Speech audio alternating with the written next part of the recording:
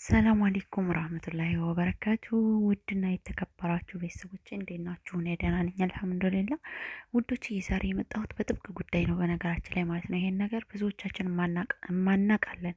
በነገራችን ላይ ቆየንም አልቆየንም ይሄን ነገር ማወቅ አለብን ጓደኞቼ። ወላሂ በጣም ከባድ ነገር ነውና እስኪ ዛሬ የሆነ ችግር ተፈጠረና ማለት ነው ያኔ ከባድ ችግር ነበር የተፈጠረው ማለት ነው። የምሰራበት ቦታ በጣም ከባድ ችግር ተፈጠረና የሆነ እንትን ፈነዳ፣ መብራት ፈነዳና የሆነ እኔ ምን ሆኖ እንደሆነ ብቻ ምን እንዴት ምን እንደሆነ ብቻ አላውቅም። ፈነዳና ውጭ ላይ እየተዝናናን ነበርና እዚሁ ግቢ ውስጥ ማለት ነው። አፓርታማ ስለሆነ እንዝናናለን፣ ውጭ ላይ አሱር ላይ ምናምን እየወጣ እንዝናናለን እና ወተን እናንተ ግን ወጥቶ ከመቅረት እሱ ይጠብቃችሁ። ወላሂ ትልቅ ምርቃት ነው። አሚን በሉ። ወጥቶ ከመቅረት እሱ ይጠብቃችሁ ጓደኞቼ።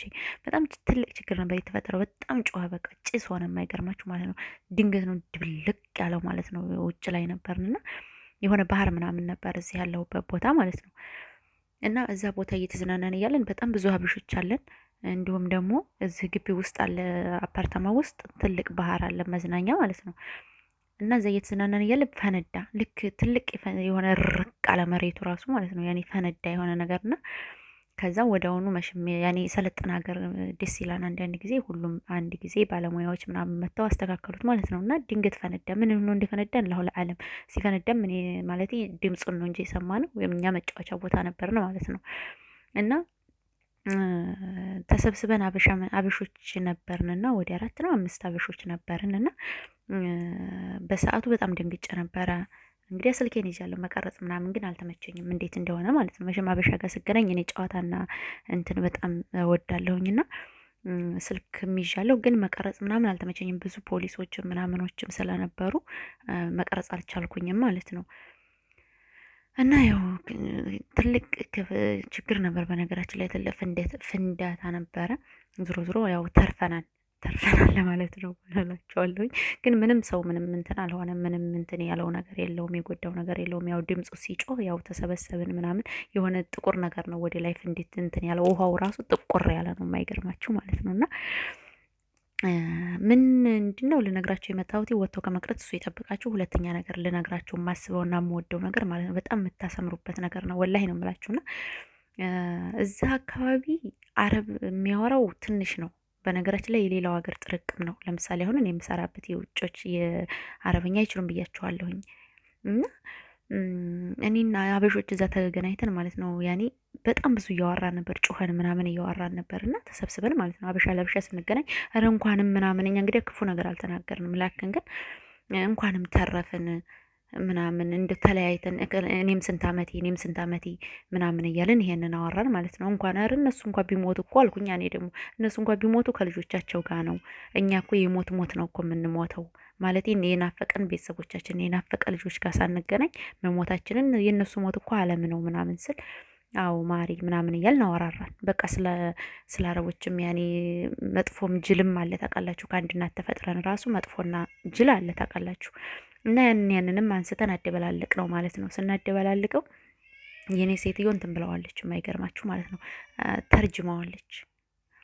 እና በጣም ደነገጥኩኝ ማለት ነይ ያለችኝና አበሻ ጋር ስገናኝ አትወድም እንደ ኮንትራት እንዳለ ሰው አትወድም። እና ከዛ በኋላ አረበኛ ምንድነው አማርኛውን ወደ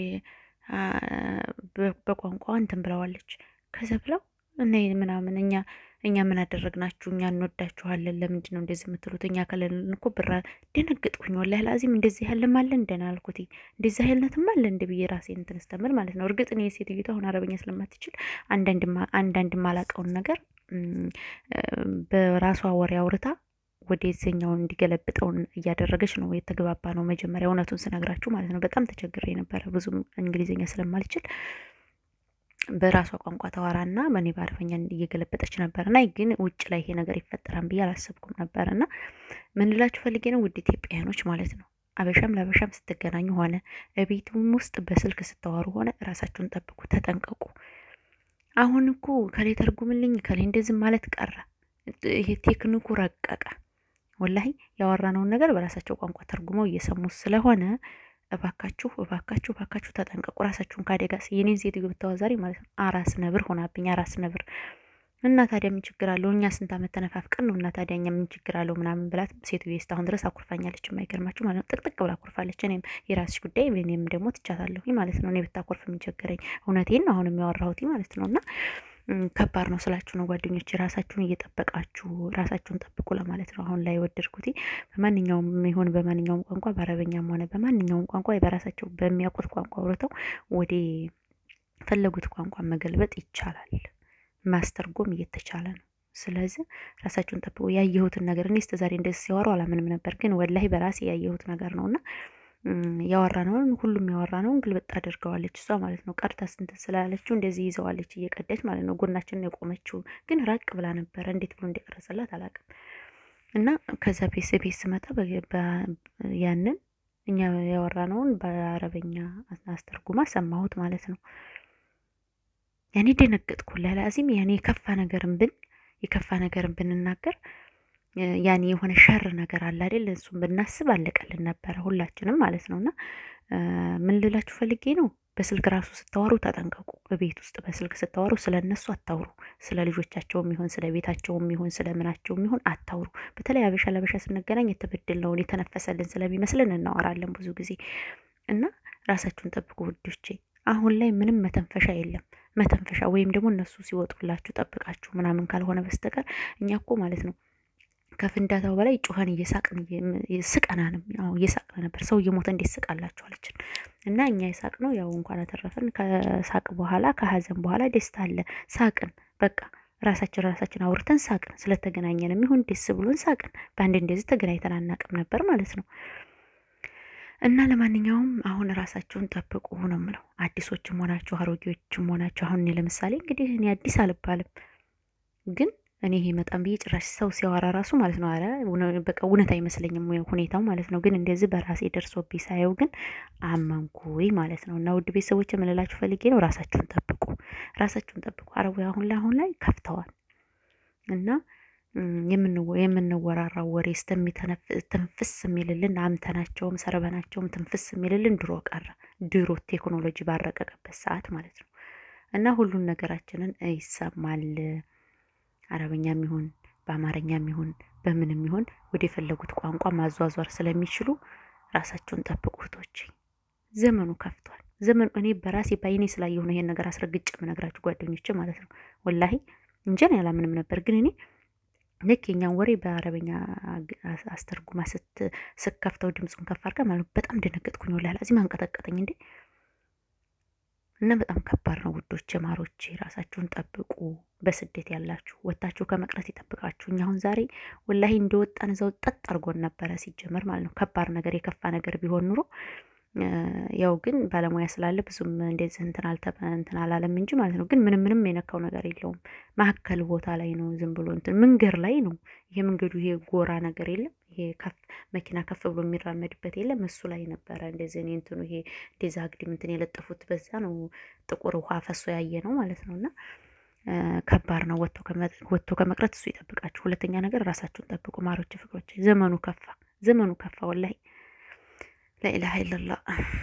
ገና ምኑ ዘመን ላይ እንደምንደርስ አላውቅም። ምኑ ዘመን ላይ እና የካሜራውና የዚህ የሚያየን ነገር ፍጥጥ ብሎ የሚያየን ነገር እሱን ስንቸገር ደግሞ እንደዚህ ወሬያችን ደግሞ እየተገለበጠ ደግሞ መተዋወቁ ጉድ እኮ ነው። ወላሂ ላዚም ጉድ ነው። እና ለማንኛውም ራሳችሁን ጠብቁ ማሮች ማለት ነው። ክፉ ነገር አይወጣችሁ ካፋችሁ። ሆዲ ፍጀው ብላችሁ ተውት። ሆዲ ፍጀው ሆዲን ሆድ ብዙ ይችላል ነው የሚባለውና ወይም ደግሞ እነሱ ተወጡላችሁ እንደዚህ እንደው ከአቅማችሁ በላይ ከሆነ መተንፈስ መሽሚያው የተነፈሰልን ስለሚመስልን ማለት ነው። ጓደኛ ጋር ስታወሩ፣ ቤተሰብ ጋር ስታወሩ፣ ስለ ፋሚሊዎቻችሁ፣ ስለ ቤቶቹ፣ ስለ ሰዎቹ ክፋት መሽም ጥሩ የለም አውቃለሁ። ግን ስለ ሰዎቹ ክፋት የሚሆን ስለ ልጆቻቸው የሚሆን ስለ ቤታቸው ቁሳቁስ የሚሆን እንዳታወሩ። ተጠንቀቁ ማሮች፣ ወላሂ ተጠንቀቁ። የማታውቁ እህቶች ማለት ነው። ልክ እኔ አሁን አላመንኩም ነበር እንደዚህ ባይኔ ሳይና ያመንኩት። እና ራሳችሁን ጠብቁ ለማለት እወዳለሁኝ። በመላው ዓለም የምትገኙ ኢትዮጵያውያኖች ሰላማችሁ ብዝዝት ይበልልኝ፣ ከክፉ ነገር ይጠብቃችሁ፣ ሰላማችሁ ይብዛ። ሰላም አለይኩም ረህመቱላሂ ወበረካቱ።